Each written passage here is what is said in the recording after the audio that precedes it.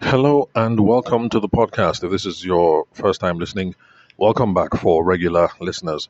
Today, the question we're going to tackle is from LinkedIn. And the question is, what do you do when a client is nudging you to do things that are not acceptable in your organization? So, what do we do when we're trying to do business with someone? We're trying to have a business relationship with someone. They're kind of hinting, they're kind of nudging, they're kind of pushing. They want us to do something. It's against our policy. It's against our principles. It's against our ethics. It's something we would rather not do. So, what do you do when you are in that situation? So, that's what we are going to discuss today. Oh, by the way, let me just make this thing short. The answer basically is to call it out and discuss. I know some of you don't like that because you don't want to be confrontational or whatever. But honestly, the answer is just to call it out and discuss. And in a couple of minutes, I will show you guys how. I'll give some perspectives from a sales perspective about how we can call out this thing and have this conversation. Because to be honest, it's one of these things that will never go away, whether we like it or not. You're trying to be in a relationship with someone, business relationship or personal relationship. The person is feeling in one way, you're feeling one way.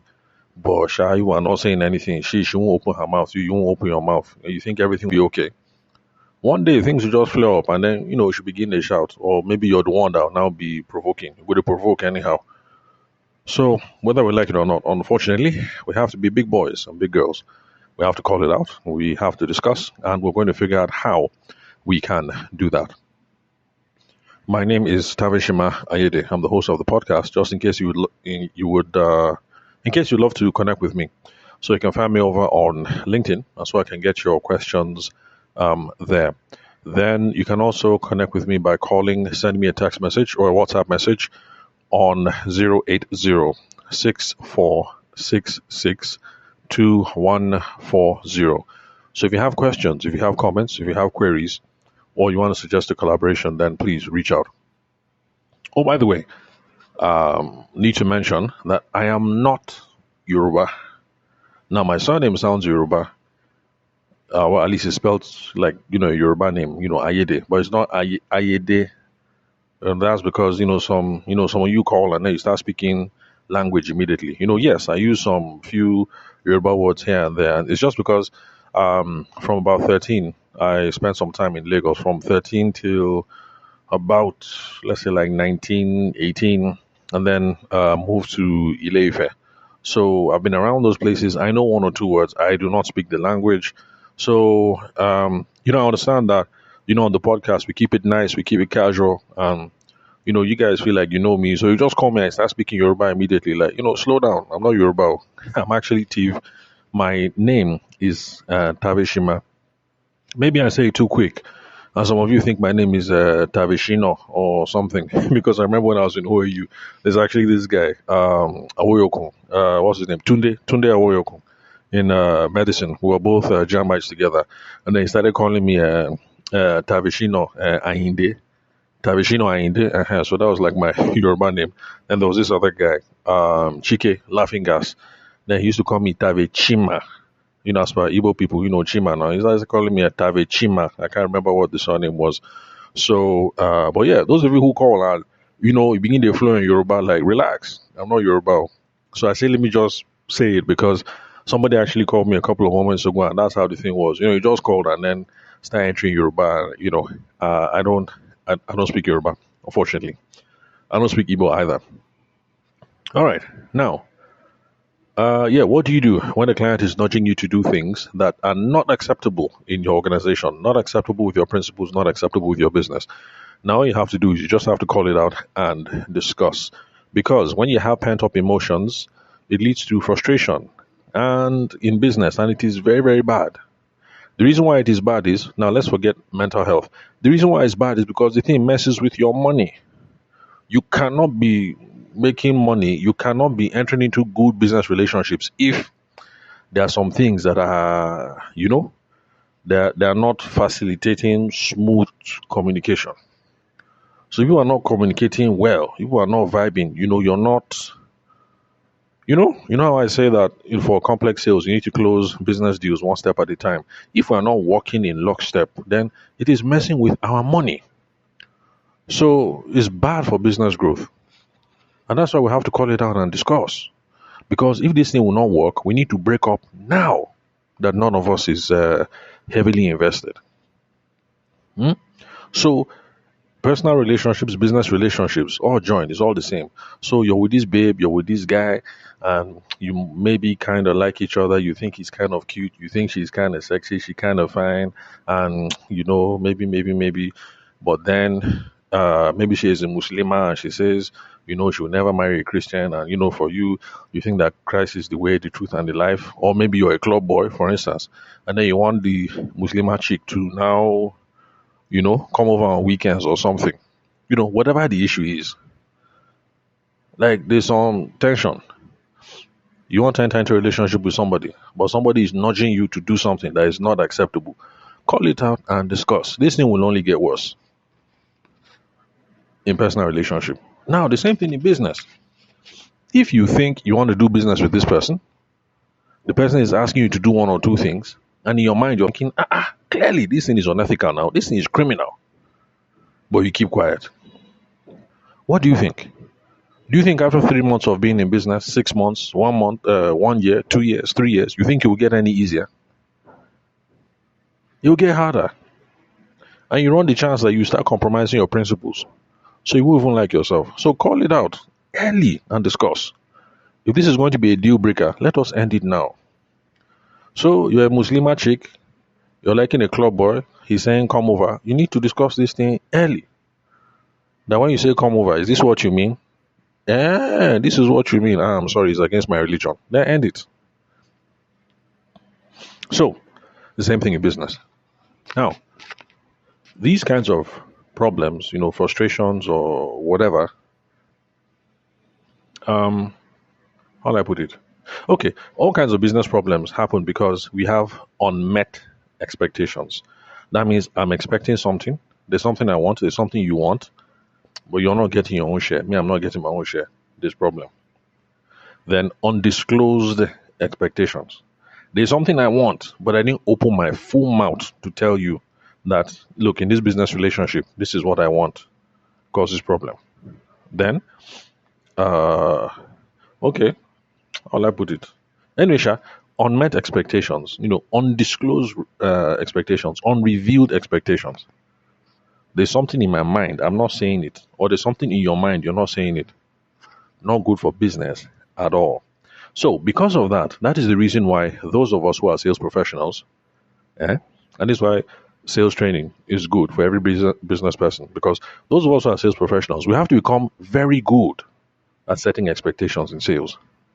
When I'm trying to sell something, I have to be very good at saying what's in my mind or in my employer's mind, that this is what we were expecting, so that it is clear. So that tomorrow won't collect money and then you will not be shouting back and forth that I said, I said. In sales, we don't like I said, I said. In sales, we want to collect our money clean and then do fulfillment. Hand over what we promised to you clean and then no quarrel, so that we can run and start looking for the next customer. So in sales, we have to be good at setting expectations. It is key in sales. Now, we also have to become very good at eliciting expectations, getting the person to say what is on their mind for that very same reason. Because selling is hard. So if I'm in front of a client, I actually want to bring out what is on their mind, so that if it's an issue, let's table it now. So that when I collect my money clean. And when I hand over the product or the service, I hand it, smooth, clean. So that tomorrow I can wake up guilt-free and hassle-free to start chasing a new customer. Because if I'm chasing a new customer and then Madam Bigbe is calling me that Tavershima, the thing you delivered yesterday, can you come, there's problem here, this problem, that thing will be grating on my conscience, it will be grating on my nerves. Like I'm trying to chase the next customer, and then you're calling me over something that the money you gave me, I've already even finished spending it, I've already finished using it to go and do school fees. It's a mental drain. So in sales, we have to get good. The one that is on my mind, we'll table it. The one that is on your mind, we'll table it. so that by the time we're done, everything is nice and clean. Also, so that I can come back later and say, Madam Mikwe, how now? Long time, blah, blah, blah. How is husband? How are the children? Madam Mikwe, we haven't seen you in a while. How far now? And then I get a new order. Or, Madam Mikwe, it's as if you know Madam Chinyere. I beg that Madam Chinyere herself. I've been a chaser because of this. I beg, do you have Madam Chinyere's phone number? Then, you see, we've gotten a referral. And then if everything is clean between Madam Mikwe and Madam Chinyere, I can now come back, 6 months later to now be saying, how far we haven't seen you. And then we get them to buy again. And that is, what do you call it again? The thing has escaped my mind. Anyway, repeat purchases, Sha. That is, forgive me. This is the reason why I need a production assistant. So we'll be writing down the proper script. Anyway, so, Sha, repeat business, recurrent income. That is recurrent income. Money that I can plan on, money that is, coming in every couple of months. I know that I'll see Madam Mikbe and I know that I'll see Madam Chinyere again.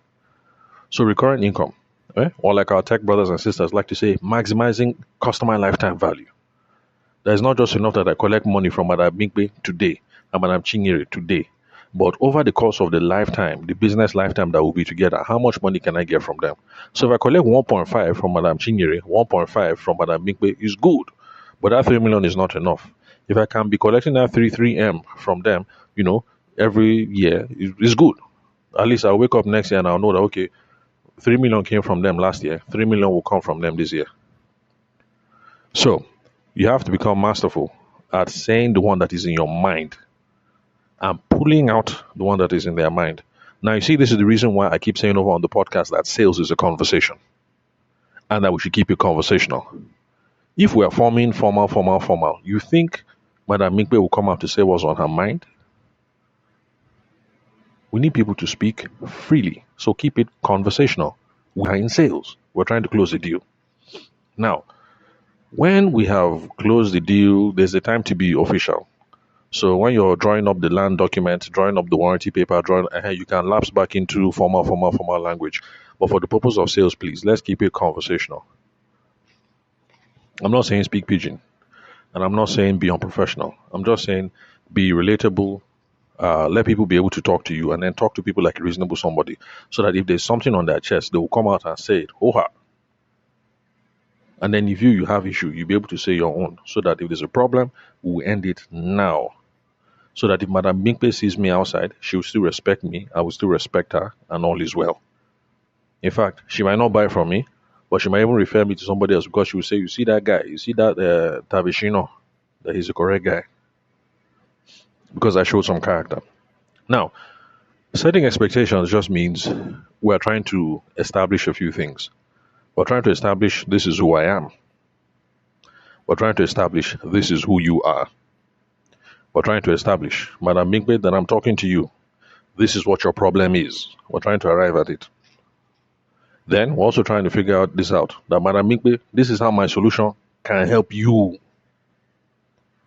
And Madam Mikbe, this is what I hope will be able to help you achieve if we roll this thing out. And also try and pull out, Madam Mikbe, what are you expecting in return? We have to pull all these things out. Now, it's not just enough to pull these things out or to put them on the table. We need to get feedback. That is why, please, Nigerian business owners and salespeople, get into the habit of asking people. The way that I ask it is, am I correct? So when you call me up, don't be shocked if you hear me say it, but actually it's my default. I'll say, oh, Madam Minkpe, so based on what we've discussed, I think what we're trying to achieve is blah, blah, blah. Am I correct? Is that correct? That's the way I ask it. Some of you will say it's too formal, but you need to find a way of getting some feedback. So I personally, I just ask, am I correct? Is that correct? Some other variant. Because I want to hear the person. And it works. Because you will say, oh, Madam Mikpe, based on my understanding now, this and this is the problem. Is that correct? Madam Mikpe will say, how? How can you say that's the problem? I already told you that this, that. This item that you said, item A, is not even a problem at all. The one that is paying me is item D. When Madam Mikpe says that, very good. You now say, oh, apologies, I'm really sorry about that. Now, I always carry my pen and paper. In front of her, I will scratch out item B, sharp, and I'll circle item D. She now knows that this boy is listening. I'm trying to get where she's coming from. And she will see that, I'm being understood. This boy is following me. So try and tease out. This is who I am. Because in saying this is who I am, Madam people might say, oh, this is what people stand for. Oh, I'm sorry. I was actually looking for somebody else. It's good. And then you end it here. Instead of Madam Mikpe assuming that you are what you're not, then you start this business relationship. And then 4 months down the line, she's writing nasty reviews on the internet and telling everybody that you're a criminal. So these are the things we're trying to pull out. This is who I am. Let the person know. Then this is who you are. If there's an issue, they'll say, Tavershima, your understanding of this situation actually is not correct. Or you missed out this. This is what your problem is. Or rather, this is my understanding of your problem. Madam, am I on point? Are we together? Am I correct? Have I missed anything? Is there something I forgot to mention? This is how my solution can help. Or this is how the product or service can help. Does that make sense? Is this something you're looking forward to?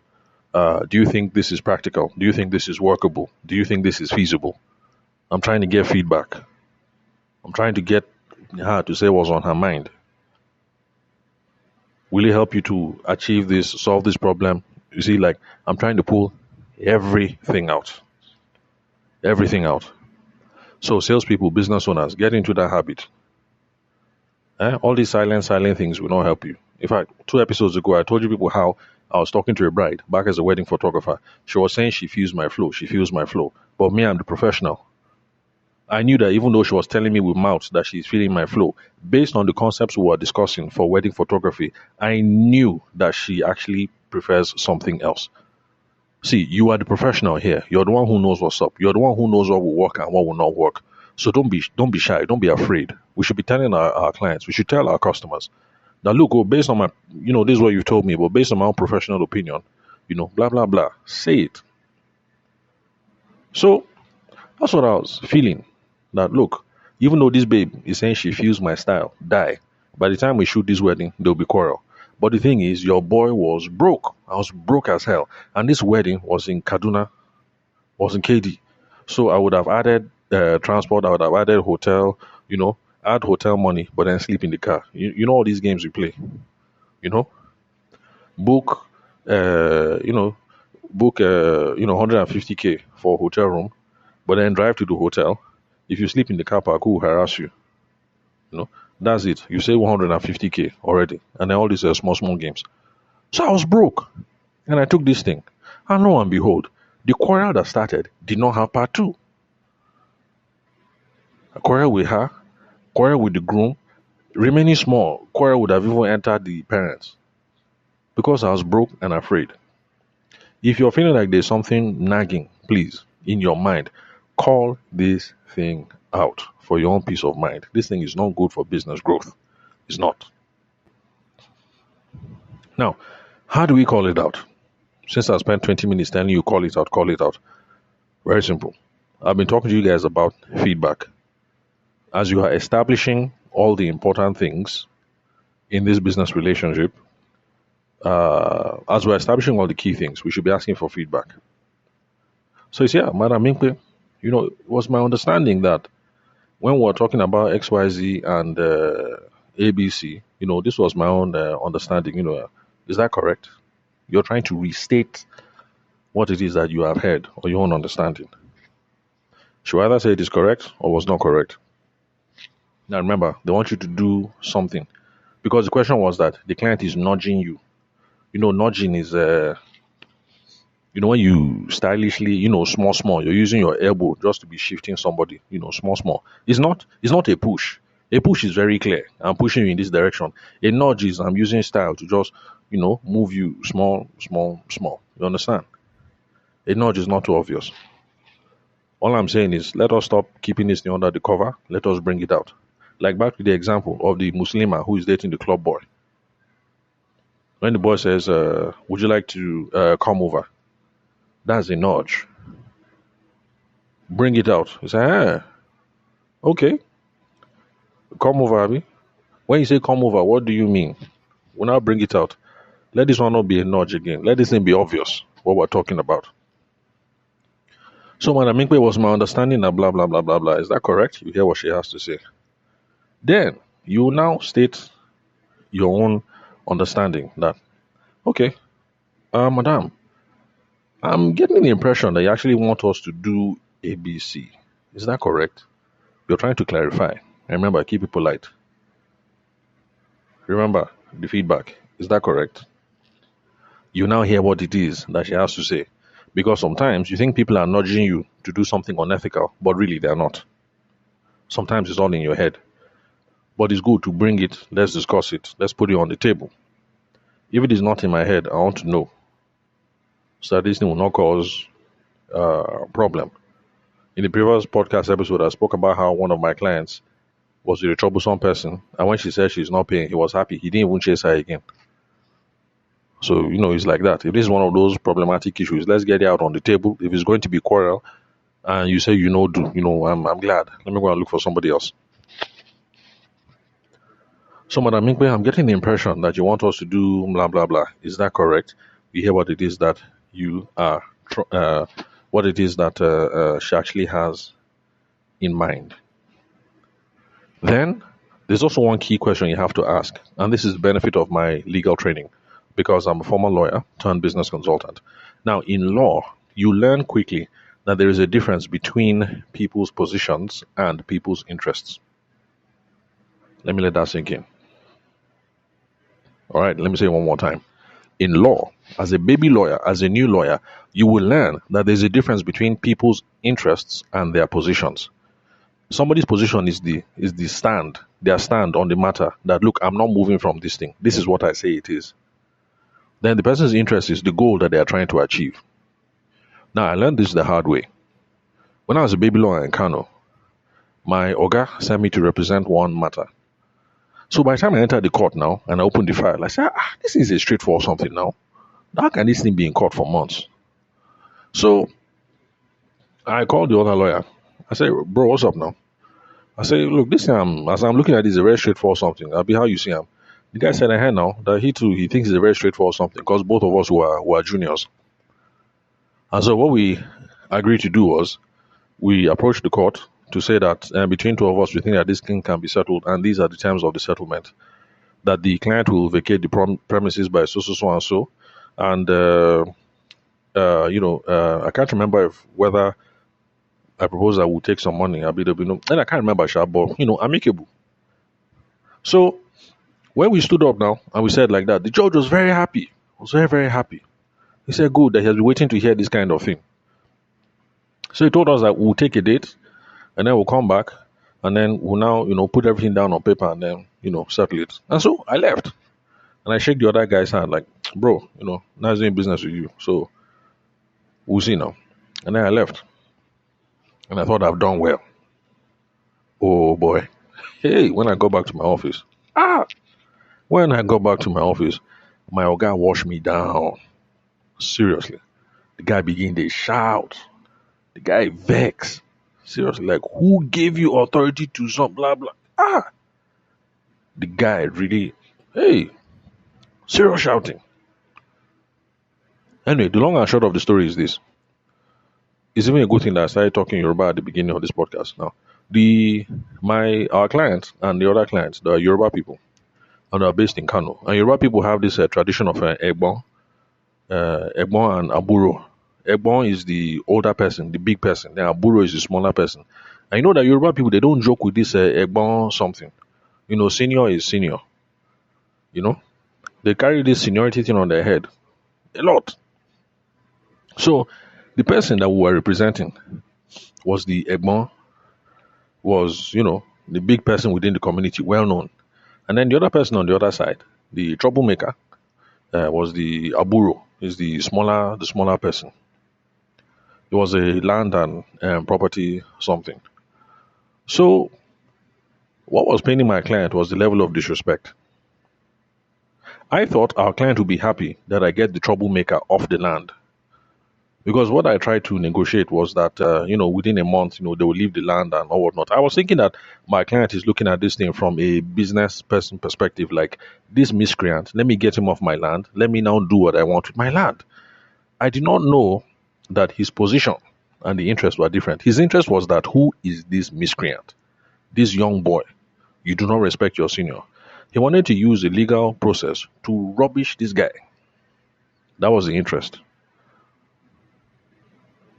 So, as my boss was talking, I now realized that, okay, this is what is at play. I said, okay, no problem. Let me go and undo what it is that I have undone.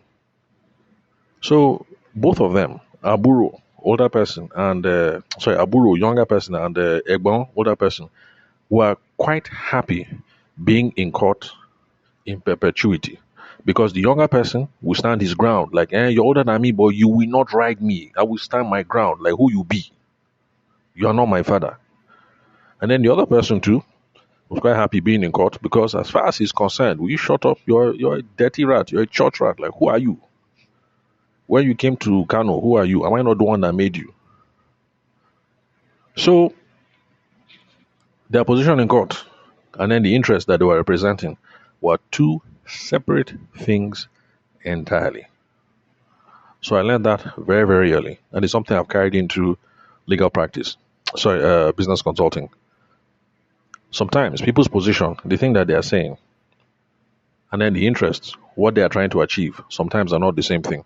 So it's very important now, in this case, since you think somebody is asking you to do something that is not acceptable to your organization, that might be unethical, that you are uncomfortable with, you will now ask the person, okay, Madam Mingpe, when you say we should do blah, blah, blah, what are you actually trying to achieve? Then Madam Mingpe will say her own. By the time you hear her, especially if you're a sharp guy, creative girl, when you now hear what it is she wants to achieve, you can now propose that, oh, okay, I understand now. If it's like that, we can actually achieve the same thing by going about it this other way. And then we'll now avoid this ethical implication, this legal implication, this whatever. Abi, how do you feel? And if you did a good job of getting Madam Mingpe to say what's on her mind, she'll be perfectly happy with this your solution. Because even though she doesn't think it's a big issue, she can see that you think it's a big issue for her. Sorry, it's a big issue for you, whether on spiritual grounds or legal grounds or ethical grounds. And you'll make some progress. But as you propose what this alternative is, ask her, ask for feedback. What do you think about that? Would you be willing to explore that? Do you think this would solve the problem? Do you need to consult with so and so, about this solution that I proposed? You come up with a proposal that is mutually beneficial, that it meets the client's interests and it meets your own interests. But you're only going to be able to do that because you have been able to call out and to pull out and to tease out everybody's expectations. So just remember, when we're having this conversation, we'll try and be polite about it. No need to be rude. As we're saying everything, we need to be asking for feedback. Now, don't do it my own way if you think my own way is too formal. Because I ask, am I correct? Is that correct? Would that be correct? What do you think of, but any which way, that's just how it is. But I mean, was my understanding when we're talking that, blah, blah, blah, this is the problem, this is the situation, Am I on point? Am I correct? Benny, yes, you're correct. Okay, no problem, ma. Then, I beg, no vex. The thing is, as we've been talking, I'm getting the impression that you actually want us to do this. Madam, am I understand you correctly? I should say, now. So, madam, madam, I'm a Christian, and based on Christian faith, I can't, blah blah blah. Or, madam, you know that I used to be a lawyer, and based on legal something, you know that we can't, blah blah blah. And she will say, that how can this thing be a big deal? Isn't all Nigeria? Don't we all do this thing? Come on, why are you behaving like this? Are you a small boy? And then you laugh it off. And then you say, okay, madam, When you say we should do it like this, actually, what is the thing that you're trying to achieve? You say, I'm proposing this so that we'll do this, we'll do this, we'll do that. Then, I say this is why subject matter expertise is really, really important. You need to be the expert in what it is you're doing. Once you're the expert and you know what the the end goal is, you now know how to propose another solution. Say, oh, madam, is it like that? You say, hey, yes, now that's what I'm trying to do. Say, you should have said these things now. If it's like that, we'll just do like this, do like this, do like this. And then this spiritual issue and this legal issue is not there again. And then she say, I say, yes, now. If you don't believe me, go and ask engineer so and so. Or you want to talk with so and so. Get some feedback on it. Is she on board? Does she need to think about it? Does she need to talk with somebody else? Whatever. Then put it out there. Then you make progress. But also be prepared. Be prepared. Let me say one more time. Be prepared. Be prepared for the other person to say, nope, I don't like it. We either do this thing or we don't. In that case, it's now up to you. If it's Christianity that is your problem, okay, are you going to stick with your Christian principles and follow your Lord and Savior? Be prepared. If the money is sweet, be prepared to say no and walk away. If you want to stay there, you want to serve God and Mammon, you want to be collecting millions and millions, then just know with your full chest. Just know what it is you're doing. Now, okay, I'm here, I'm compromising my principles, I will take this money. If it is illegal something, because those of us who studied law, sometimes it can be much more touchy than other people. Like my wife, for instance. My wife doesn't understand appreciation. My wife says appreciation is a bribe. If you try to appreciate my wife, she will say no. Like, I did my job. There's no need for appreciation. So some lawyers can be like that. So if, based on your legal training, you're touching on one or two things, be prepared. If the person says no, that this is how we'll do it, be ready to say, okay, no problem. And then you stand up and go. If you stay there and continue, just know that, okay, my legal professional ethics, I am, what's that word? What is that word?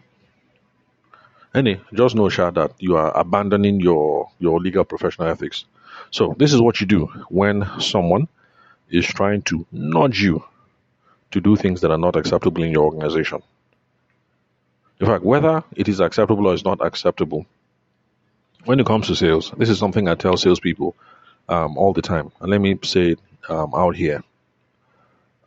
Please, in sales, no assumptions. We assume nothing. Assumption will put you in trouble. After you have collected money, now say, madam, but I thought will keep you will put you in serious trouble. We don't assume anything in sales. We bring it out. If you're assuming something, call it out. If you think the other person is assuming something, call it out. Honestly, I should have saved myself stress as a young wedding photographer back then.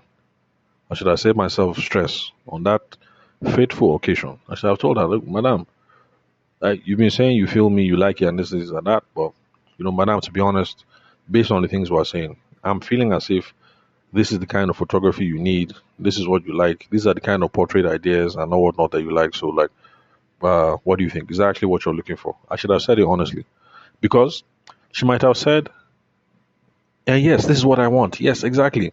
And then I tell her, okay, honestly, I can't do that. These are the kinds of things I can do instead. And who knows? Maybe if she liked me because we've been vibing, I should say, well, I trust you.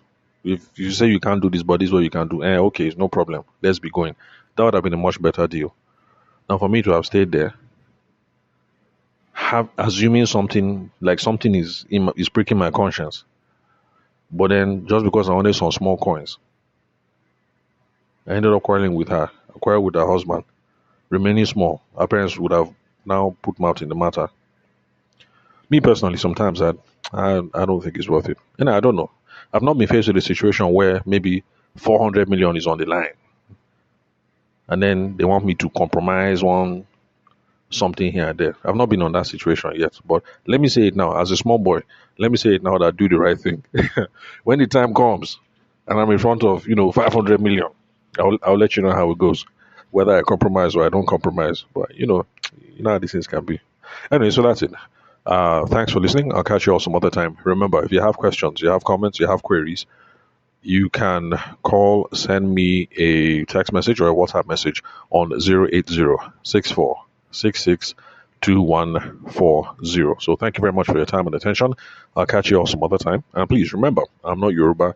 And, yeah, I like to be cool with y'all, but I'm not Yoruba. So when you pick up the phone, don't just start speaking language, like that. Let's keep it English, you know, uh, for now. I can't flow on that Yoruba level yet. Maybe before I run for president, I have to learn how to speak one or two Nigerian languages so that campaigning will be a lot easier. All right, so that's it. Catch you guys later.